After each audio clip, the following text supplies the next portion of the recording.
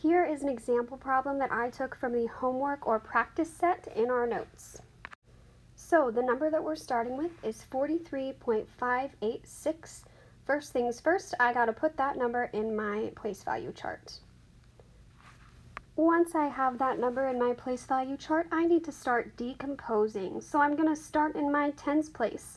I wrote up there at the top for you that 4 tens is equal to 40 ones. So I'm gonna go ahead and shift that over to the ones place.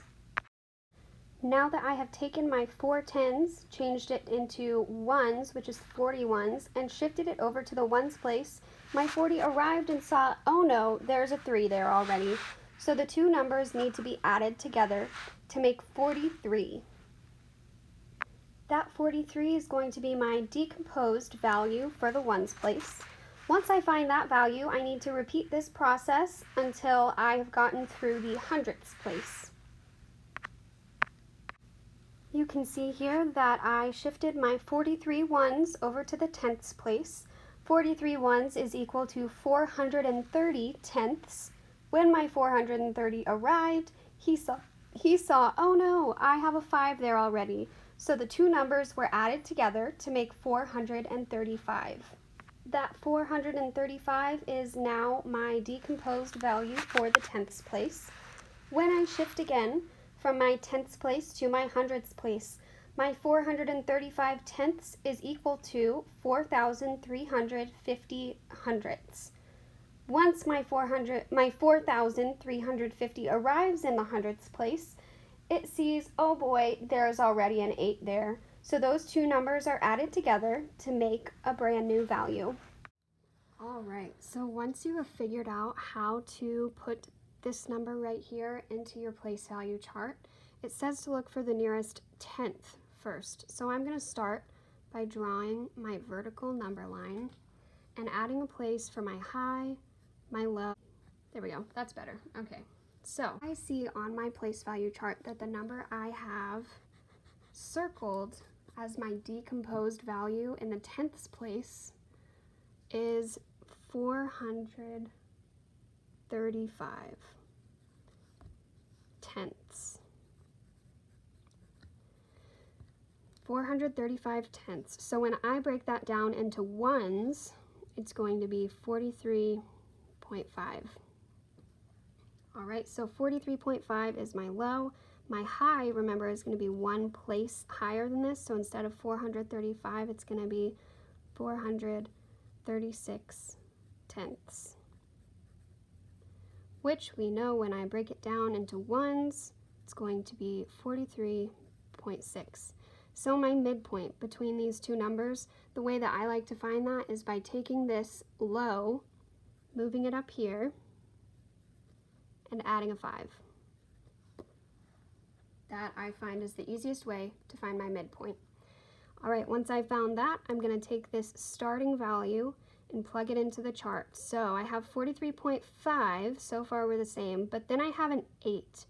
An 8 is a bigger than my last 5 over here, so I know it's going to be somewhere over here, 43.586.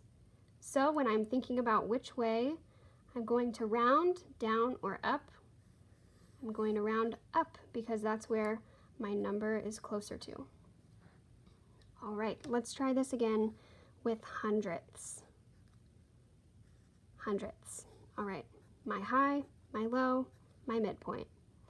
All right, when I'm looking back at my place value chart, the number that I see is 4,358 hundredths.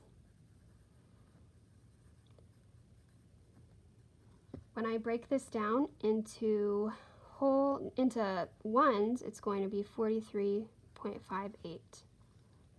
Next, I'm going to move up here and find my high. Remember, my high is just going to be 1 above this, so 4,359 hundredths.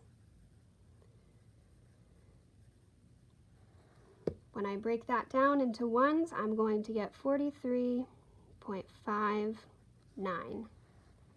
When I'm looking for that midpoint, I'm going to use the same trick that I used before. I'm going to move my starting value up here and add a 5. All right, next thing to do, I'm going to look back at this starting value, and I'm going to plug it into my chart. 43.58 is exactly the same, but my last number is a 6, and here it's a 5, so I know that my number is going to go just above that midpoint, 43.586. There we go. So when I'm trying to decide where I need to round my number to, I am going to choose to round up because my number is above my midpoint. All right, we're going to try this one more time with the ones place. Let's see if I have enough room. All right, my low, my high, and my midpoint. So when I'm looking back over at my ones place, the decomposed value that I see is 43 ones. So 1 above 43 ones is going to be 44 ones. All right, and what comes between 43 and 44? I'm going to pull my value from my low up and add a 0.5. All right, and then my next step is to bring in my original value, 43.5. So I'm already at the midpoint, and then I have an 8. Here I would technically have a 0. So I am going to I know that my value must be somewhere around here, 43.586. So when I'm deciding if I'm going to round down or up, I'm going to round up because my number is above my midpoint. So that's a quick tutorial of some of what we did today. A decimal number has 2 digits to the right of its decimal point. If we round it to the nearest tenth, the result is 18.6. What is the maximum possible value of this number? All right, so here we go. They have been kind enough to set up our number line for us. And to start, I know that 18.6 is going to go on the bottom. So when I'm looking for my maximum, the reason that my 18.6 goes on the bottom is because I want to know how far above 18.6 can I go so that my rounded number will still get me back to 18.6 here. So I know, first off, I need to find my midpoint, I guess. So 18.6, I'm going to bring that up here and add a 5. There's my midpoint. All right, from here, I want to think, how far up can my number go so that I can still keep it rounding to 18.6? Remember, as soon as a number gets here to my midpoint, it gets rounded up. So I know, when I'm looking for my maximum value, I know that my value will be below this midpoint of 18.65. If it were to go any higher, it would get rounded up into the 18.7. So here we go. The highest possible I can go would be 18.64, which is right here. Oops, so I should probably write that over there. All right, 18.64 would be my highest value. Once I hit that 18.65, I'd be rounding up to that 18.7. So here's my maximum possible value. When it comes to looking for my minimum possible value, you'll notice my 18.6 has switched. It's on top now. This is because I want to know how low I can go before my number will be rounded to 18.5, because I still want my number to be rounded here to 18.6. Remember, even though I'm working with this number, in order to find my midpoint, I'm going to take my low, move it up here, and add a 5. 18.55 would be my midpoint. So I know that once I hit this 18.5, it'll be rounded up to my 18.6.